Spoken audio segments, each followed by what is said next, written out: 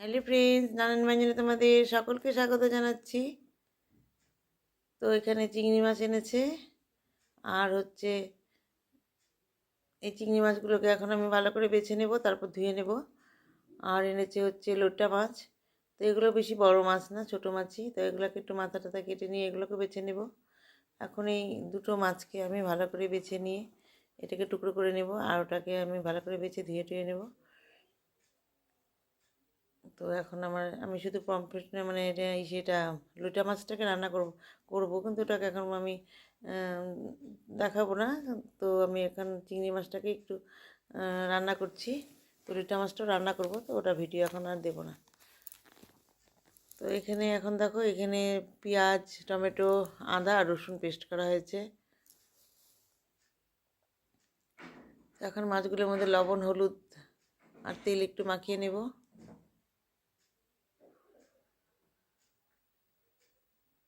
তো লবণ হলুদ দিয়ে আর একটু সরষের তেল দিয়ে এখন মাখিয়ে রেখে নেব।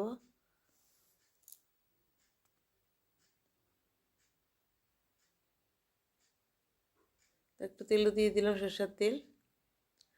আর এদিকে আমি কড়াইটা বসিয়ে দিয়েছি। এখন আমি মাছটাকে ভেজে নেব।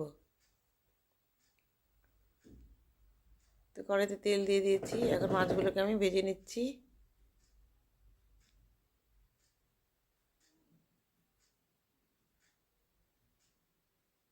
এখানে শুকনো লঙ্কা আর দারচিনি ফোড়ন দেওয়া হয়েছে।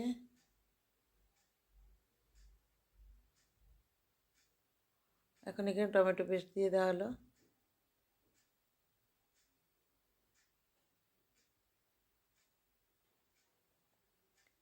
আর এখন এখানে পেঁয়াজের পেস্ট দিয়ে দেওয়া হচ্ছে। তো এটা আমার মেয়ে ঢালছে। আর এখানে আদার পেস্ট দিয়ে দিচ্ছে। আর এখানে রসুনের পেস্ট দিয়ে দেওয়া হচ্ছে। তো পরিমাণ মতো সবটুকুন দিয়ে দিল। এখন এটাকে নাড়া হচ্ছে। এখন মশলাটাকে ভালো করে একটু কষিয়ে নেওয়া হবে, ভেজে নেওয়া হবে।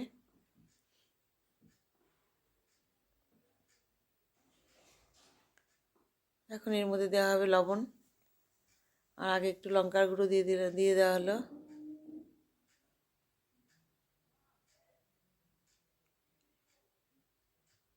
এখন একটু জিরে গুঁড়ো দিয়ে দিল, আর একটু ধনে গুঁড়ো দিয়ে দিচ্ছে। আর এখন লবণ দিয়ে দেবে।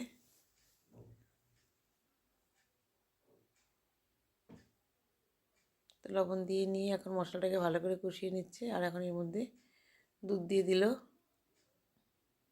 দিয়ে চিংড়ি মাছগুলোকে দিয়ে দিল। চিংড়ি মাছগুলো দিয়ে এখন ভালো করে কষিয়ে নিচ্ছে।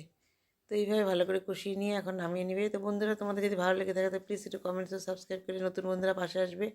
আর পুরনো বন্ধুরা তোমরা আমার পাশে থেকো। এইভাবে রান্নাটা শেষ হয়ে গেলো। আর নতুন বছরে তোমরা সবাই ভালো থাকো, সুস্থ থাকো।